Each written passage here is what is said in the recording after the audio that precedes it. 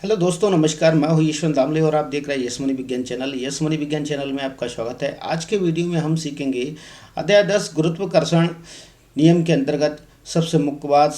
यहाँ पर हम देखेंगे पेज नंबर 155 पर यहाँ पर दिए गए उत्प्लावक बल के बारे में समझेंगे, और जिसमें कि मुख्य घटना है गुब्बारा पानी की सतह पर तैरता है क्यों, लोहे की कील पानी में डूब जाती है क्यों, पेंसिल पानी की सतह पर तैरने लगती है क्यों, कांच की बंद बोतल पानी की सतह पर तैरती है क्यों। इन सब के पीछे क्या कारण है, ये हम जानने का प्रयास करेंगे। ठीक, तो चलिए आइए शुरू करते हैं एक छोटे से इंट्रो के साथ।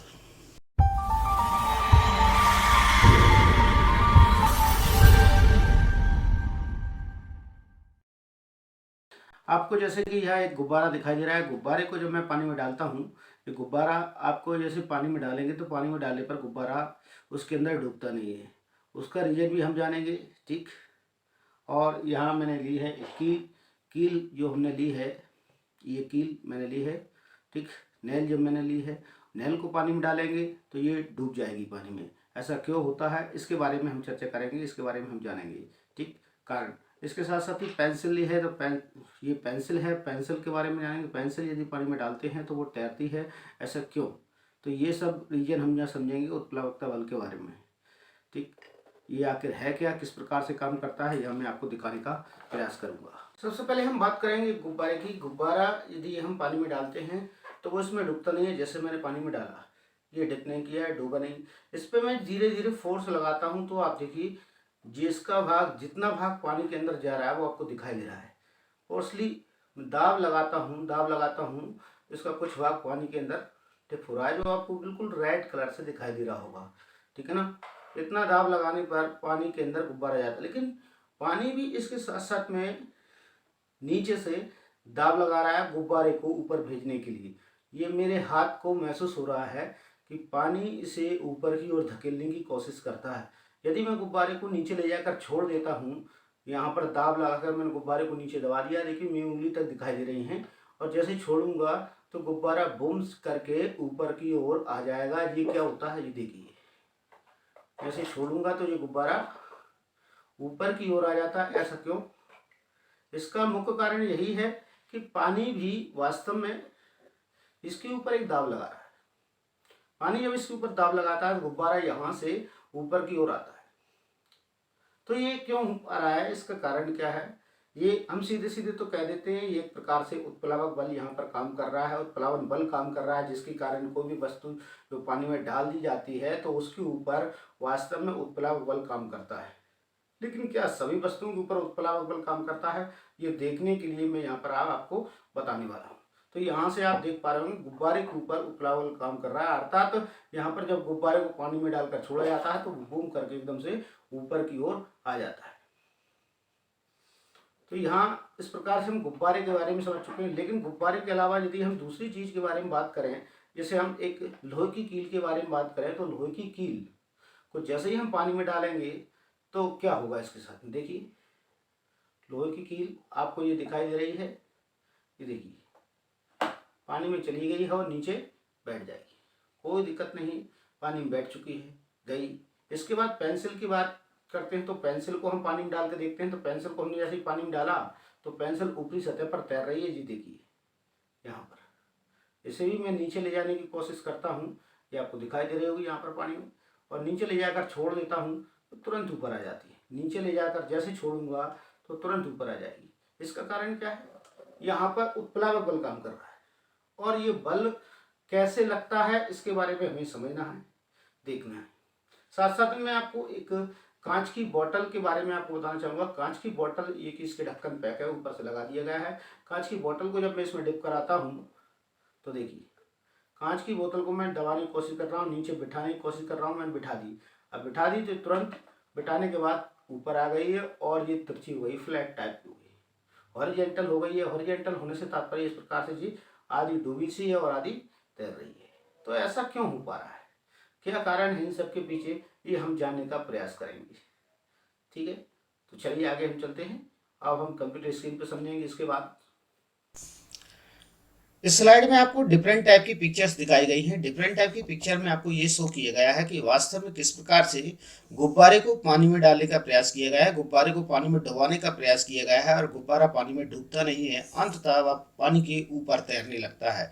यहाँ पर बताया गया फर्स्ट में देखिए, फर्स्ट पिक्चर आपको शो करती है कि गुब्बारे को जैसे ही पानी के अंदर डाला जाता है तो पानी के अंदर डालने पर गुब्बारा ऊपरी सतह पर तैरता है, फिर उसे हाथ की सहायता से यहाँ पर फोर्स किया जा रहा है और दबाने की कोशिश की जा रही है। यहाँ से आप देख सकते हैं आधा पानी के ऊपर और थोड़ा पानी के नीचे आ गया है। हाथ की सहायता से पूरी तरह से गुब्बारे को फोर्स करने का प्रयास किया गया है। ये जस्ट इसके फर्स्ट पिक्चर के बाद की पिक्चर है। सेकंड पिक्चर यहाँ पर देखिए थोड़ा डूब रहा है लेकिन हाथ से थोड़ा फोर्स किया गया है, इसके बाद फोर्स और लगाया गया है। ये थर्ड पिक्चर रहेगी। थर्ड पिक्चर के बाद फोर्थ पिक्चर में आप देख पाएंगे गुब्बारे को हाथ की सहायता से पूरी तरह दबाने का प्रयास किया गया है और तली में बैठ चुका है। यहाँ देखेंगे गुब्बारे को हाथ से फोर्स करना बंद कर दिया गया है, जिसके कारण गुब्बारा ऊपर की ओर पर यहाँ पे आपको दिखाई दे रहा है, थोड़ा सा ऊपर की ओर उठने की कोशिश करता है। ऐसा क्यों हो रहा है, यहाँ पर यही बताने का प्रयास हम यहाँ कर रहे हैं कि यहाँ पर देखिए जल के जो अणु हैं तो जल के अणु ऊपरी साइड में, अपर साइड में बल लगाने का कार्य कर रहे हैं या अप साइड में बल लगाने की कोशिश कर रहे हैं, तो जिसके कारण वह ऊपरी साइड में बल, जैसे ही बल ऊपर की साइड में लगाते हैं तो यहाँ से गुब्बारा में से पानी गुब्बारे को ऊपर की ओर खींच देता है, फेंक देता है। यहाँ आपको दिखाई दे रहा है, ये आपकी फर्स्ट पिक्चर थी, ये फर्स्ट पिक्चर, ये सेकंड, ये थर्ड। गुब्बारा नीचे की ओर जा रहा है, हाथ से फोर्स कर रहे हैं, पानी में दबाने का प्रयास कर रहे हैं। चौथे नंबर पर पानी को और दबाने का प्रयास किया जा रहा है। इसके बाद गुब्बारे को जैसे ही फोर्स करना बंद कर दिया गया, दबाना बंद कर दिया गया, तो पानी ऊपर की ओर गुब्बारे पर बल लगाता है, जिस बल के कारण अपन बल महसूस करते हैं या हाथ पर बल महसूस किया जा रहा है कि वास्तव में गुब्बारे पर पानी बल लगा रहा है या जल बल लगाता है, जिसके कारण वह गुब्बारे को ऊपर की ओर धकेलता है। यहाँ पर आप दिखाई देंगे पानी के वाटर मॉलिक्यूल्स यहाँ से ऊपर की ओर, देखिए पानी के वाटर मॉलिक्यूल्स आपको ऊपर की ओर दिखाई देंगे। ये नज़ारा यहाँ पर आपको दिखाई दे रहा है, ये पिक्चर में दिखाई दे रहा है। इस प्रकार की बाउंड्रीज यहाँ पर बन रही है। ये जल के अणु ही हैं जो ऊपर की ओर आ गए और इसे बल लगाने के कारण पानी को ऊपर कर दिया उन्होंने। यहाँ पर देखेंगे पानी को ने यहाँ पर गुब्बारे पर बल लगाया और गुब्बारा यहाँ पर ऊपर आ चुका है। तो ये वास्तव में एक दाब लगाया जा रहा है। इस जल के द्वारा जो दाब लगाया जाता है वह दाब वास्तव में उत्प्लावक बल के नाम से ही जाना जाता है, ठीक ना, जिसे आप कह सकते हैं उत्प्लावक बल के नाम से हम इसे जानते हैं। और यह बल वास्तव में किस प्रकार से कार्य करता है आप समझ रहे होंगे कि यहाँ पर मुख्य घटना जो हो रही है वो आपको ये दिखाई दे रही है कि वस्तु का जो घनत्व है, वस्तु के घनत्व के ऊपर आपको यहाँ दिखाई दे रहा है वस्तु के घनत्व का मान जो होता है वो डेंसिटी जो है पानी के घनत्व की अपेक्षा कैसा है, कम है, जिसके कारण वह उसे ऊपर की ओर धकेल देता है। यहाँ पर तो ये बात हमारे समझ में आती है कि वास्तव में गुब्बारे का जो द्रव्यमान है वह भार है, वो मान रहे हैं हम घनत्व है, वो वास्तव में पानी के घनत्व से कम है, इसीलिए वह ऊपर की ओर उसे धकेल देता है और नीचे गिरने नहीं देता है। साथ साथ में हम बात करेंगे अर्थात पानी में डूबने नहीं देता है। घनत्व के बारे में बात करना है तो घनत्व क्या है यहाँ पर ये देखेंगे। घनत्व के बारे में बात कर रहे हैं तो घनत्व मापते कैसे हैं। घनत्व का तात्पर्य मेरा ये रहेगा किसी इकाई द्रव्यमान, इकाई आयतन का जो द्रव्यमान है, काय का इकाई आयतन का जो द्रव्यमान है वही घनत्व कहलाएगा। इकाई आयतन, इकाई आयतन का जो भी द्रव्यमान होगा वह उसे हम घनत्व के अंतर्गत रखेंगे, ठीक। किसी भी पदार्थ का इकाई आयतन का द्रव्यमान होगा वही उसका घनत्व होगा। तो इकाई आयतन में कितने अणु मौजूद हैं ये हम देखेंगे, ठीक। उसके आधार पर हम तय कर पाएंगे कि वास्तव में किसका घनत्व ज़्यादा है। तो इकाई आयतन में पानी के अणुओं की संख्या ज़्यादा है और गुब्बारे में हवा जो भरी है उस हवा का इकाई आयतन यदि हम निकालते हैं तो उसके इकाई आयतन की बात करते हैं तो उसके इकाई आयतन में इतने सारे अणु नहीं होंगे जितने कि जल के अणु हैं, और जल के अणुओं का द्रव्यमान वहाँ पर ज़्यादा होगा हवा के अणुओं की अपेक्षा। तो यहाँ हम कहेंगे इकाई आयतन में गुब्बारे का जो घनत्व होगा वो कैसा होगा, घनत्व होगा वो कम है, ठीक। इकाई आयतन में गुब्बारे का घनत्व वो कम है और जल का जो घनत्व है इकाई आयतन में वो कैसा है, अधिक है। तब हम बात करेंगे कि जल गुब्बारे को ऊपर की ओर धकेलने का प्रयास करेगा, अर्थात वह ऊपर की ओर उसे धक्का मारेगा, पुश करेगा, जिसे हम बोल देंगे उत्प्लावक बल, जिसे हम क्या बोलेंगे, उत्प्लावक बल के नाम से हम उसे जानेंगे। ये आप समझ रहे होंगे बात कि घनत्व के ऊपर डिपेंड भी करता है। अब यहाँ बात करते हैं कि यदि लोहे की कील को हम डालते हैं तो क्या होता है। लोहे की कील को डालने पर लोहे की कील तुरंत पानी में बैठ जाती है। यहाँ पर हमारा कहने का तात्पर्य इकाई आयतन में जो द्रव्यमान होता है वही घनत्व कहलाता है। घनत्व के आधार पर डिपेंड करता है कि वस्तु उसमें डूबेगी या तैरेगी, ये हम देख सकते हैं।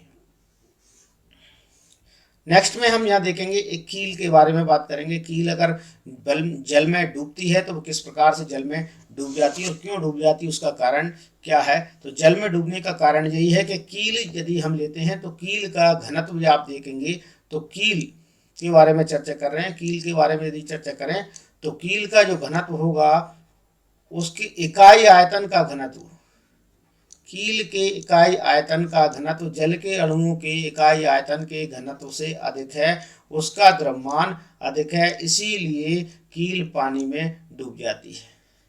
जल का घनत्व इकाई आयतन या इकाई आयतन में द्रव्यमान है, इकाई आयतन में द्रव्यमान होगा वो जल से अधिक होगा।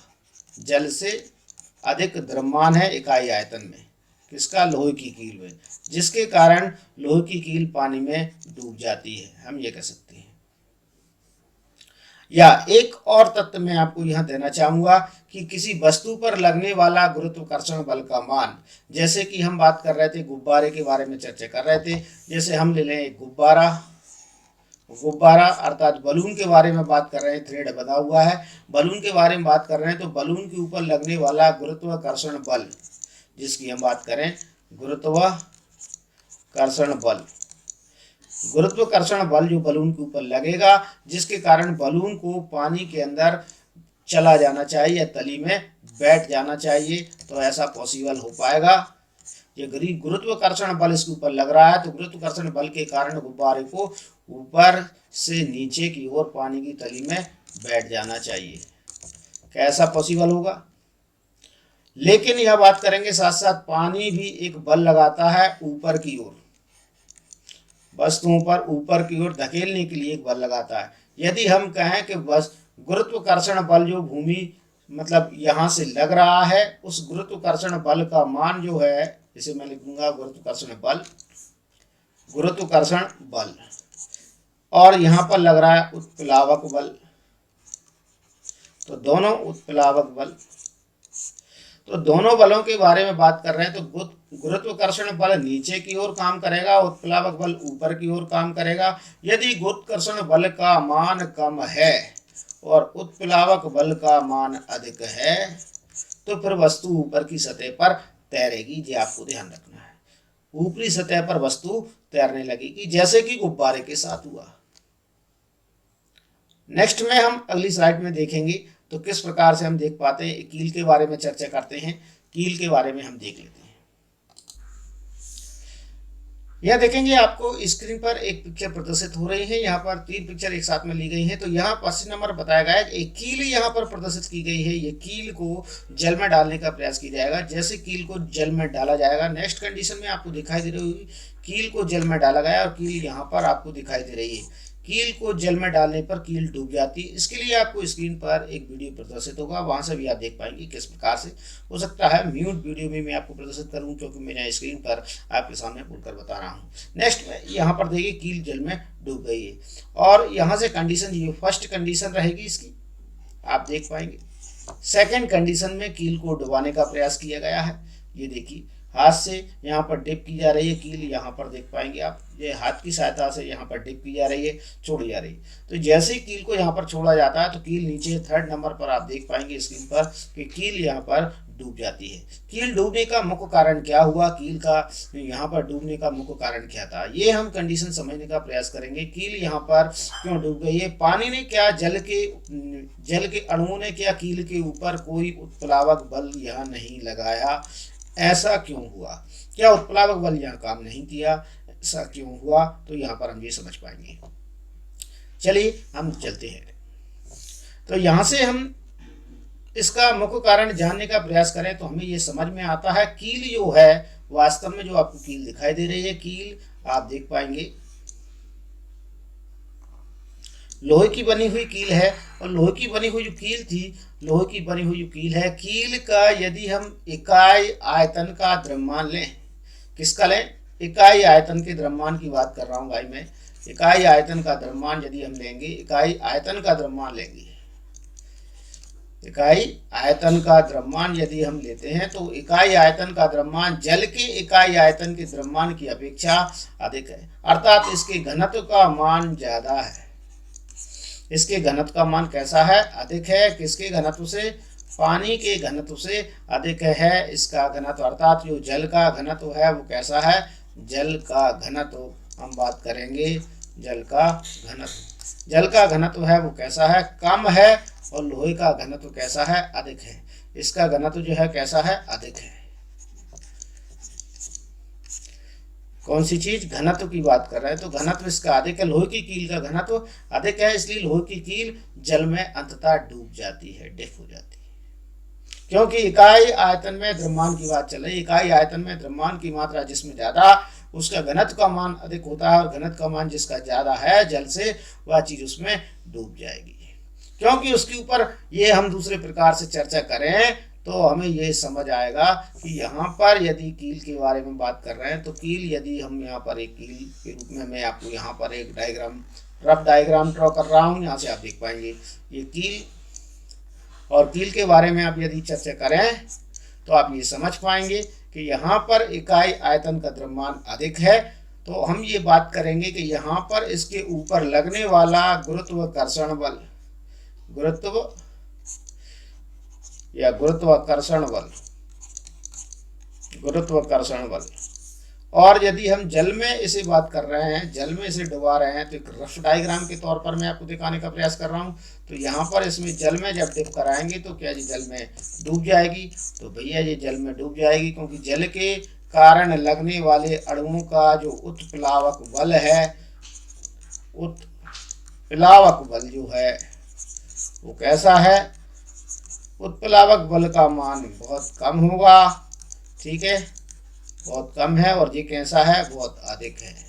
आप ऐसा मानकर चले, गुरुत्वाकर्षण बल का मान अधिक है और उत्प्लावक बल का मान कम है, जो ऊपर की ओर ले जाता है, जिसके कारण कील पानी में डूब जाती है। तो यहाँ से इसका भी काम आप समझ सकते हैं कि किस प्रकार से हो रहा है, ये उत्प्लावक बल में कार्य, किस प्रकार से बल कार्य करता है कील के ऊपर। तो यहाँ मुख्य कंडीशन थी कि इसके इकाई आयतन का द्रव्यमान होता है वो कैसा होता है? अधिक होता है कील का, जबकि जल के इकाई आयतन का द्रव्यमान इसके अपेक्षा कम होता है, जिसके कारण कील इसमें डूब जाती है।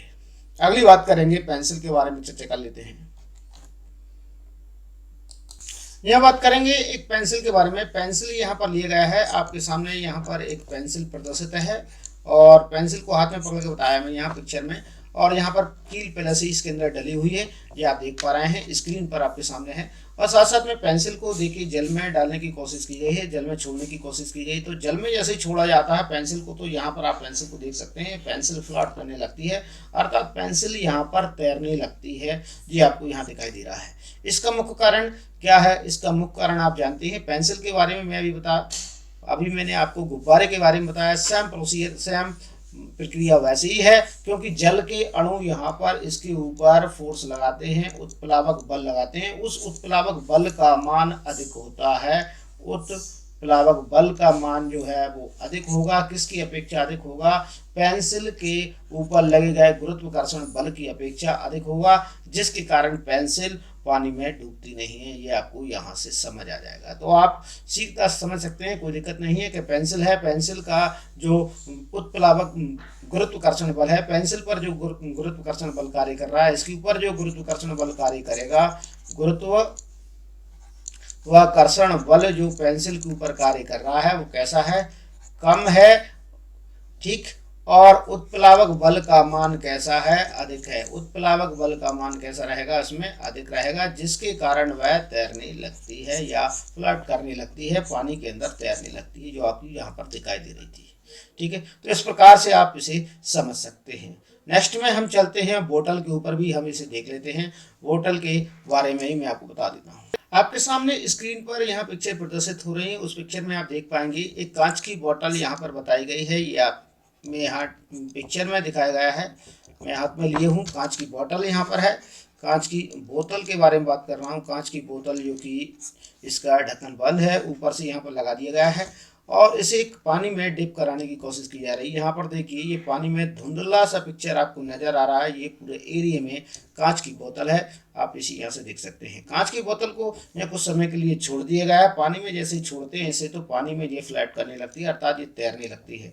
ठीक है, पानी में तैरते हुए यहाँ पर नजर आ रही है। इसके मुख्य कारण क्या है तैरने का? जैसे कि जस्ट आपने पेंसिल को देखा है, ठीक, पेंसिल आपने देखा, पेंसिल तैरने लगती है। सेम वैसे ही प्रोसीजर पर वही प्रक्रिया है कि कांच की बोतल का इकाई आयतन का जो द्रव्यमान होता है वो जल के अणु की इकाई आयतन के द्रव्यमान की अपेक्षा कम है। और यहाँ पर हम कहेंगे बोतल के ऊपर लगने वाला गुरुत्वाकर्षण बल का मान उत्प्लावक बल की अपेक्षा कम है, आप ऐसा भी कह सकते हैं। ठीक ना, आप ऐसा भी कह सकते हैं। तो यही प्रक्रिया है जिसके कारण बोतल पानी में तैरने लगती है। ठीक, तो आपको ये ध्यान रखना, किसी वस्तु का घनत्व अगर पानी के घनत्व से ज़्यादा है तो वहाँ पर कंडीशन यही है कि पानी घनत्व से ज़्यादा है, उसका घनत्व, वह वस्तु पानी में डूब जाएगी। यदि इसके विपरीत है तो वह पानी के ऊपर फ्लट करने लगेगी, अर्थात तैरने लगेगी। आपको ये ध्यान रखना है। हम कह सकते हैं कि द्रव के घनत्व से कम घनत्व की वस्तुएं द्रव पर तैरती हैं एवं द्रव के घनत्व से अधिक घनत्व की वस्तुएं द्रव में डूब जाती हैं। तो यही हमारा आज का मैंने आपको जो क्वेश्चन बताए थे उनके अनुसार मैंने आपको बताया है यहाँ पर। और वीडियो कैसा लगा आप कमेंट्स करके कमेंट सेक्शन में लिखिएगा। वीडियो अच्छा लगता है तो लाइक जरूर कीजिएगा। और यदि आप चैनल पर सबसे पहले चैनल को देख रहे हैं या वीडियो सबसे पहले देख रहे हैं, चैनल पर नए हैं तो चैनल को सब्सक्राइब करना ना भूलिए। यदि वीडियो अच्छा लगता है तो आप दोस्तों के साथ में भी शेयर कीजिए।